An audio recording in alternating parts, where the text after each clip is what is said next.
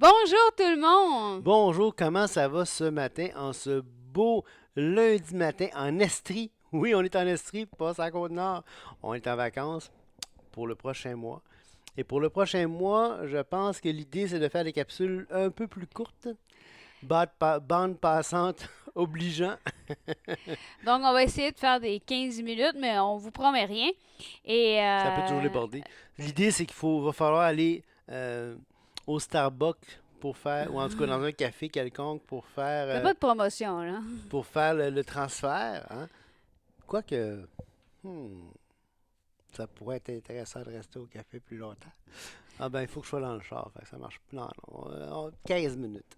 OK, donc, Et on est rendu, aujourd'hui, on est dans Colossiens 1 et on se rappelle l'objectif, c'est vraiment de faire un temps dévotionnel et de prendre le défi en même temps pour nous d'apprendre Colossiens. J'espère que certains d'entre vous ont choisi peut-être d'apprendre un verset par matin ou peut-être comme nous d'apprendre tout le chapitre, tout le livre, tout pas le juste le chapitre. livre. Et je vais vous dire que je travaille fort pour l'apprendre. Julie, un peu moins, mais en fait, Julie travaille fort à me le faire apprendre. Elle me dit qu'elle veut me laisser de l'avance un peu. Je suis pas sûr que c'est la bonne raison, là, mais tout ça pour dire qu'elle me fait travailler fort, ou en tout Et cas, elle vous m'aide qui à étiez l'apprendre. autrefois, on va y aller avec Colossiens 1, 21. En fait, on est rendu au verset 23, mais puisqu'on commence au milieu d'une phrase, on va juste relire les versets Ben, 21. peut-être 20, Julie, parce qu'il parle de réconciliation, verset 20 aussi. Bon, on va commencer à 19 parce que c'est encore au début d'une phrase. Donc, car Dieu a voulu que toute plénitude habitât en lui, en Jésus-Christ. Il a voulu par lui, par Jésus-Christ, réconcilier tout avec lui-même, tant ce qui est sur la terre que ce qui est dans les cieux, en faisant la paix par lui, par le sang de sa croix.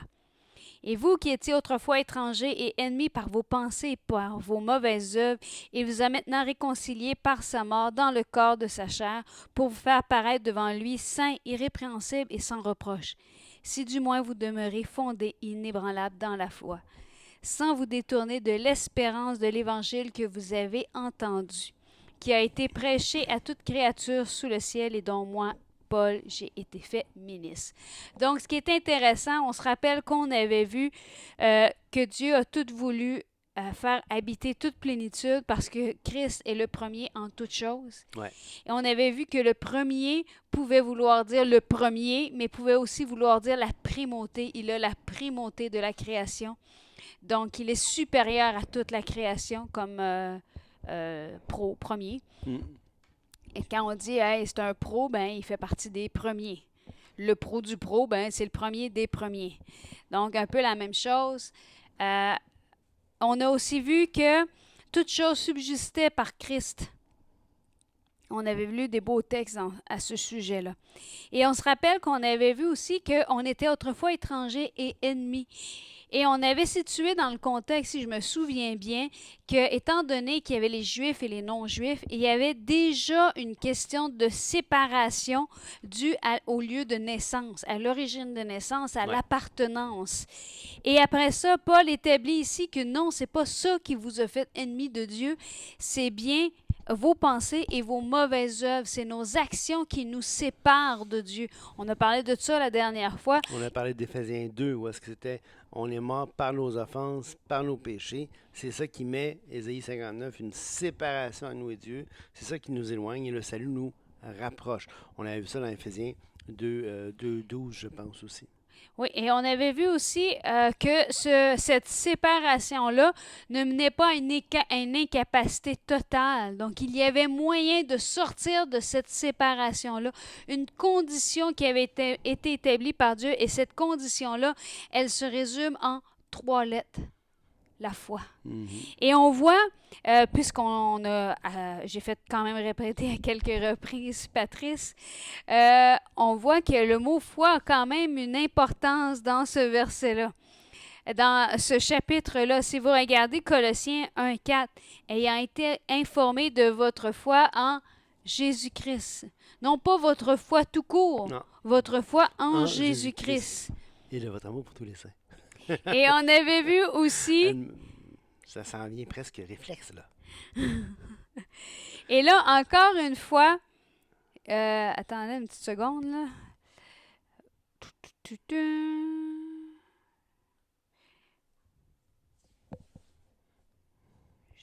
Ça sera pas long d'habitude. On a notre Bible papier, mais bagage obligeant, on s'est dit que on profiterait des technologies cette fois-ci. Ouais. C'est pas comme le papier, mais Non. Patrice a toujours une bibliothèque à amener avec lui, donc il Une faut... bibliothèque sur la tablette, je l'ai. Ah non, tu as une plus bibliothèque sur la table aussi.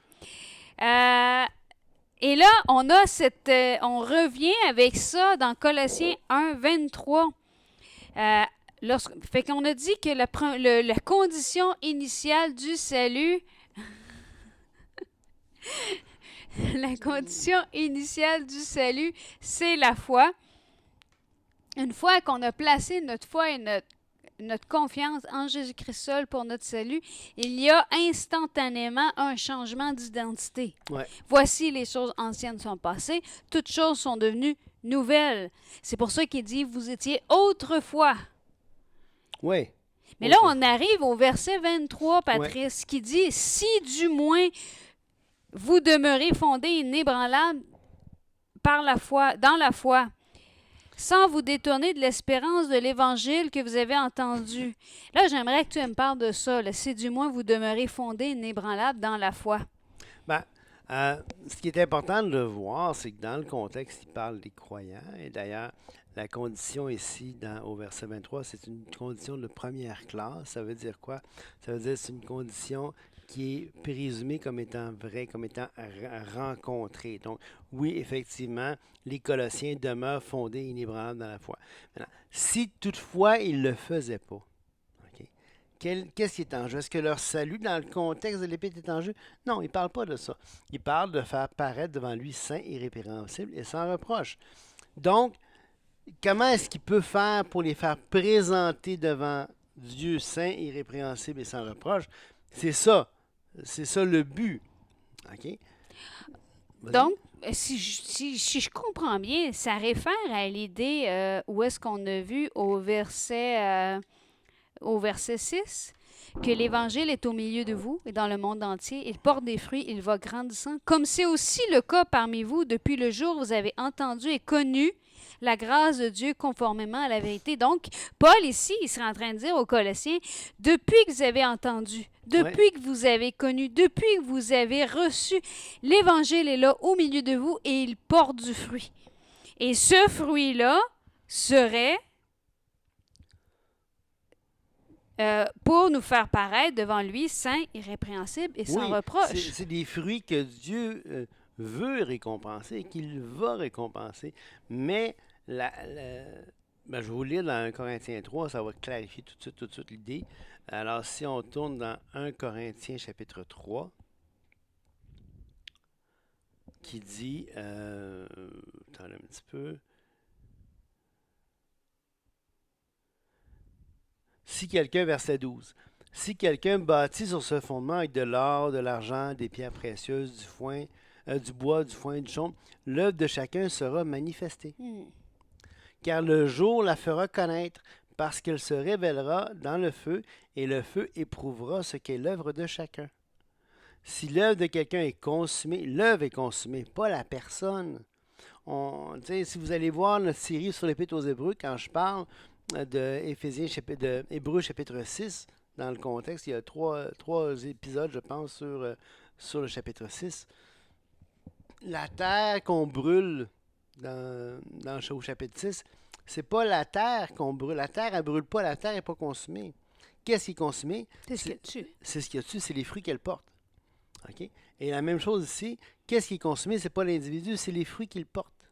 Okay? Ça révèle, c'est comme le testeur pour voir quel genre de fruit c'est. D'ailleurs, c'est écrit, si l'œuvre de quelqu'un est consumée, il perdra sa récompense. Pour lui, il sera sauvé. Mais comme au travers du feu. Parce qu'il a passé dans le feu pour consommer son... C'est ça. Et je remarque quelque chose, si je reviens à Colossiens, si tu me permets, Patrice, oui, il dit, il vous a maintenant réconciliés par sa mort. Oui. Donc, en ce moment, les Colossiens, parce qu'ils ont placé leur foi en Jésus-Christ, sont réconciliés par sa mort. Exact. Et le but de cette réconciliation, c'est qu'on nous puissions, ou que les Colossiens puissent, et que nous aussi, si on s'est rendu participants aussi par la foi à la mort de Christ, pour faire paraître devant lui saint, irrépréhensible et sans reproche, si du moins vous restez fondé et inébranlable. Donc, si tu restes fondé et inébranlable dans la foi, puis tu ne te détournes pas de l'espérance que tu as en Jésus-Christ, bien, tu vas paraître devant lui saint, irrépréhensible et sans reproche. Exactement. D'où l'importance d'apprendre à marcher. Oui, et de porter du fruit. Puis le fruit, Julie me lisait récemment une question qu'elle avait vue comme ça dans les réseaux sociaux. Et la question était, est-ce que je laisse les choses aller ou est-ce que je dois prendre des décisions? Est-ce que je dois faire? Qu'est-ce que je dois faire? Je dois me faire violence. Est-ce que je dois me faire violence pour que c'est... Tu sais? Ben, écoutez, rien dans la vie qui vaut la peine d'avoir, hein, ça coûte. Il faut que ça coûte. Le salut, Tu ça ne viens vaut... pas guitariste sans payer un coup. Sans payer un coup, sans le faire violence. Ben. Maintenant, vous allez me dire, oui, mais Patrice, le salut, oui, mais Jésus s'est fait de violence pour pouvoir nous sauver. Là, il nous l'offre comme condition. Maintenant, là, on ne parle pas de ce que Jésus a fait, on parle de ce que nous, on doit faire. Et la sanctification, ça nous appartient. Oui, il nous a sanctifiés en Jésus-Christ, il nous a mis à part. Pourquoi? Maintenant, l'état dans lequel il nous présente au Père, nous, on doit notre responsabilité, c'est de marcher dans ça, puis d'aller de progrès en progrès. C'est pour ça que les épîtres sont là. C'est pour ça que Paul dépense tant de temps, s'investit tellement pour expliquer aux Colossiens, puis pas juste aux Colossiens, aux Éphésiens, aux Galates, aux Thessaloniciens, à tout le monde. Écoutez, il dit, hey, Pierre va dire, faites tous vos efforts pour joindre à. Alors là encore là, on a des efforts à faire, on doit se faire violence, on doit, tout ce qui vaut la peine d'être obtenu dans la vie, ça vaut la peine d'être travaillé fort pour. Et on voit vraiment quand même le contexte, hein, parce que si je reviens au verset 9 là, de Colossiens, c'est pour cela que nous aussi, depuis le jour où nous avons été informés en quoi? Été informés de quoi? Été informés de leur foi et de leur amour. Nous ne cessons de prier pour vous, de demander que vous soyez remplis de la connaissance de sa volonté, de sa parole, en toute sagesse et intelligence spirituelle. Pourquoi? Pour marcher d'une manière digne du Seigneur et lui être entièrement agréable. Et lui être entièrement agréable, puis être irrépréhensible et sans reproche. Voilà. C'est exactement ça. C'est ça. Donc, c'est vraiment une question de marche. Oui. Donc, nous sommes convaincus que la parole de Dieu présente un salut qui, une fois acquis, est éternel. Voilà. Parce que quand ça dit, un verset très simple, Jean 3,16, Dieu a tant aimé le monde, donc il a offert à tous. Oui, tout le monde. Il a aimé tout le monde. Car Dieu a tant aimé le monde qu'il a donné son Fils Jésus-Christ, afin que quiconque, ouais. tous ceux qui au départ faisaient partie de la catégorie étrangers et ennemis par vos pensées et par vos mauvaises œuvres. Si tu peux dire aujourd'hui, je suis ennemi par mes pensées et par mes mauvaises œuvres de Dieu parce que je ne marche pas conformément à ce que la Bible enseigne, ben, tu fais partie de cette catégorie-là. Exactement. Mais à partir du moment, car Dieu a tant aimé le monde qu'il a donné son Fils unique afin qu'il quiconque croit en lui. Donc, croit en lui, qui place sa foi. On voit la musicienne, hein? C'est presque du... Oui, c'est de la musique. Là. Je fais de la rythmique, non? Okay. Que quiconque croit en lui ne périsse point, mais ait la vie éternelle. À partir du moment où que tu crois en Jésus-Christ et que tu places ta confiance en lui comme ton sauveur, tu viens de changer de catégorie. Ouais, tu viens d'être placé en Jésus-Christ. Ouais. Tu deviens enfant de Dieu. Voici, les choses anciennes sont passées. Toutes choses sont devenues nouvelles. Et si on revient à Colossiens, on est rendu à ce moment-là. Ça, pourquoi? Pour paraître devant Dieu un jour saint, irrépréhensible et sans reproche. Comment? En demeurant fondé, inébranlable dans la foi qu'on a trouvée où? Par la parole de Dieu. C'est-tu pas merveilleux? C'est fantastique. Écoutez, on vous aime, on vous laisse là-dessus. On se voit demain pour un nouvel épisode de Colossiens. Que Dieu vous bénisse abondamment. Au revoir.